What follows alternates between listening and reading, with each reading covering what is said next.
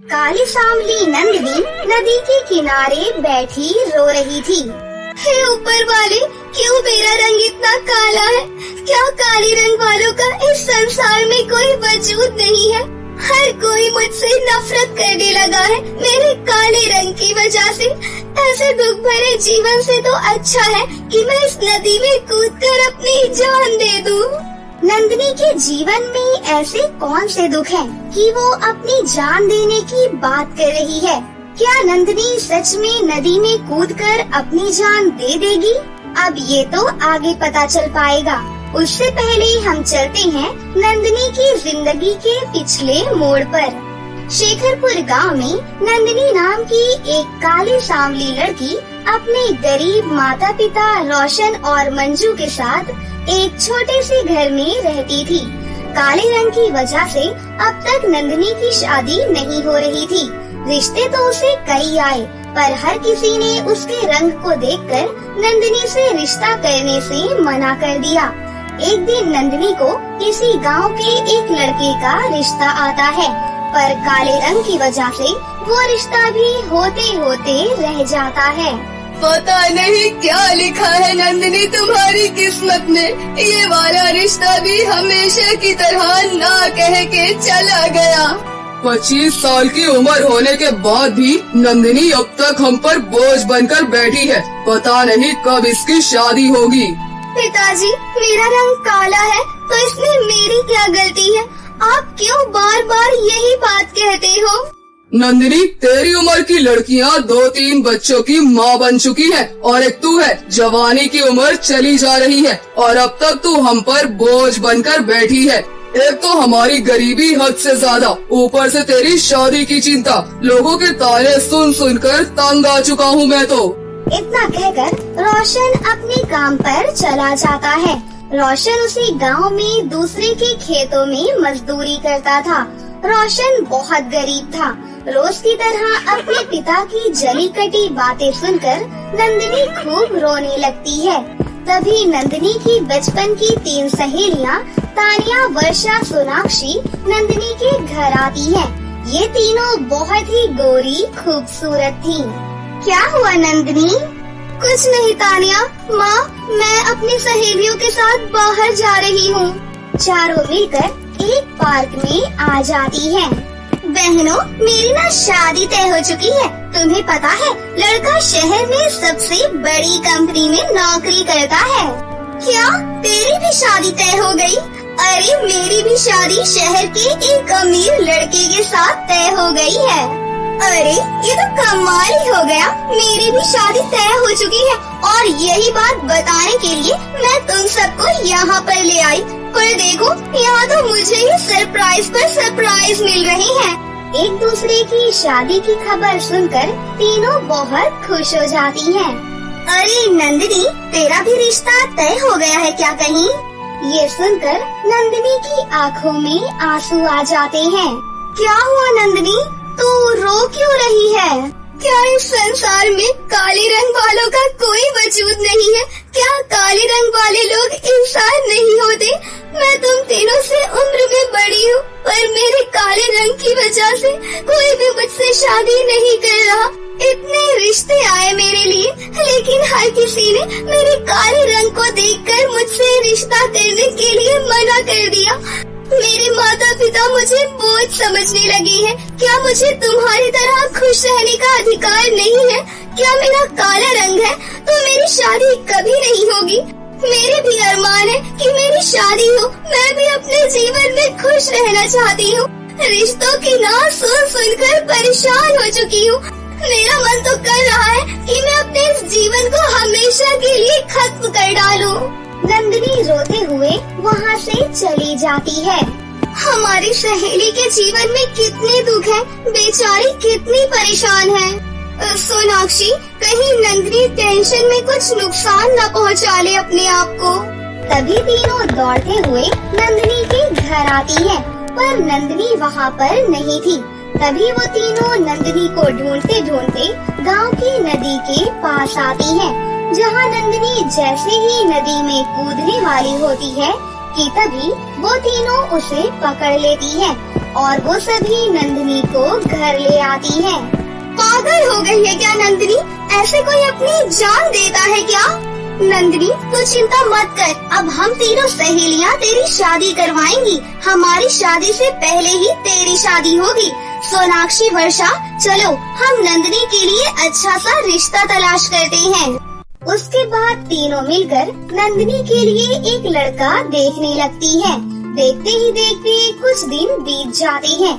तभी सोनाक्षी, वर्षा, तानिया नंदिनी के लिए उसी गांव में एक वरुण नाम के लड़के को देखती हैं और वरुण के परिवार वालों को नंदिनी के बारे में बताती हैं।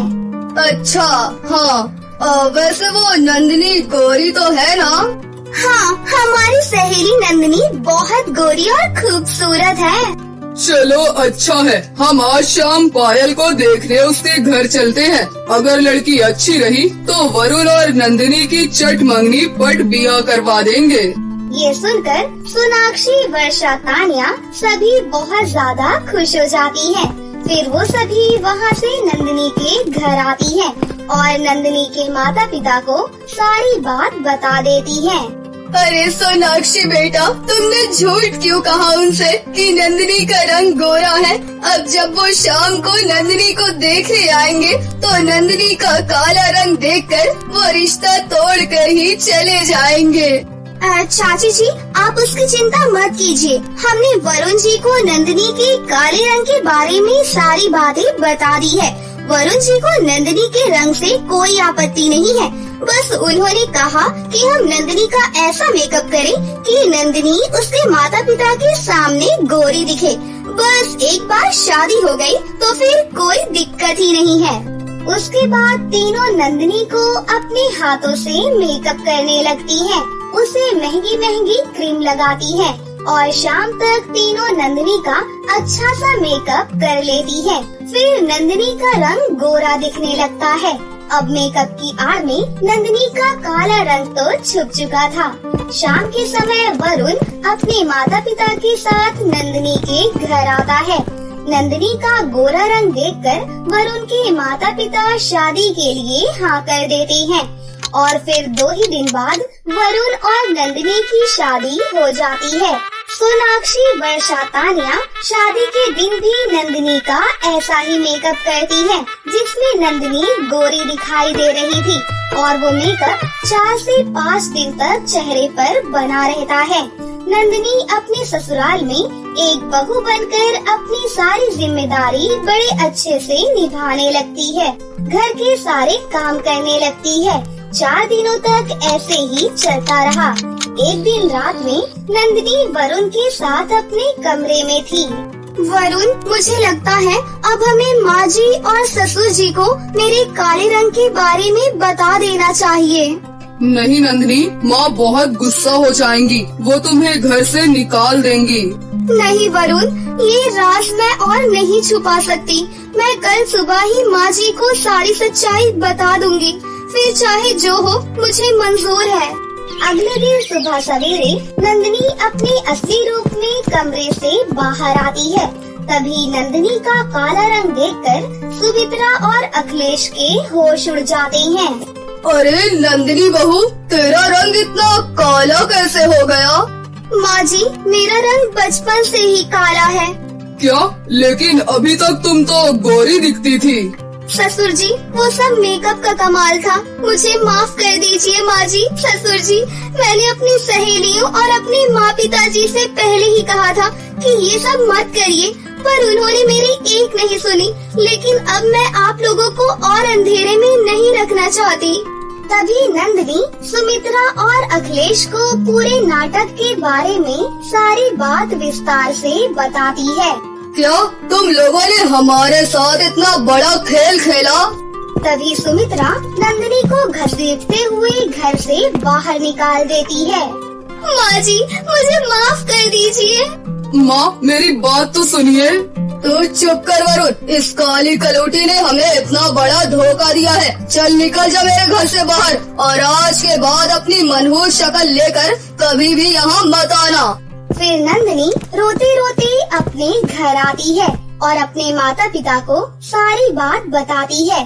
तभी सोनाक्षी, वर्षा, तान्या भी वहाँ पर आ जाती है और ये सब सुनकर वो सभी बहुत दुखी होती है। मैंने तुम सभी से पहले ही कहा था कि ये सब मत करो, किसी के साथ ऐसा करना अच्छी बात नहीं है। नंदिनी, हमारी वजह से तेरे साथ ऐसा हुआ है, अब हम ही सब कुछ ठीक करेंगे।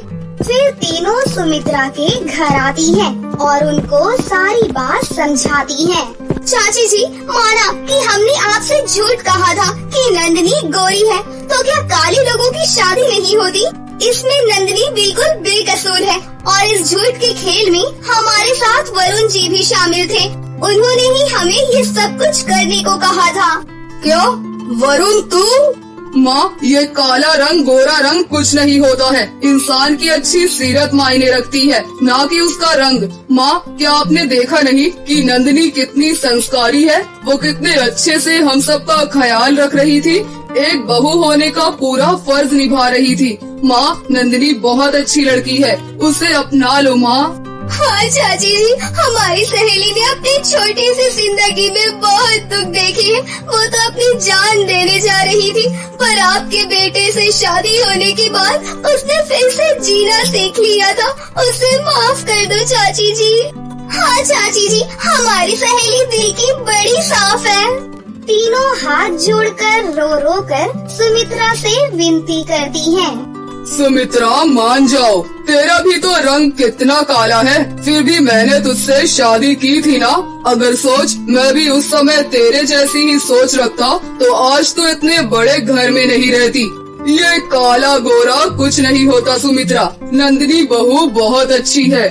सबके समझाने और मिन्नत करने पर सुमित्रा नंदिनी को अपने घर ले आती है और नंदिनी के साथ एक हंसता खेलता जीवन गुजारने लगती है। तो दोस्तों, कैसी लगी आपको हमारी ये कहानी? अगर आपको हमारी कहानी अच्छी लगी हो तो इसे जरूर लाइक करें, साथ ही हमारे चैनल को सब्सक्राइब भी कर लें और बेल आइकन को दबाना ना भूलें। मिलते हैं अगली वीडियो में। धन्यवाद।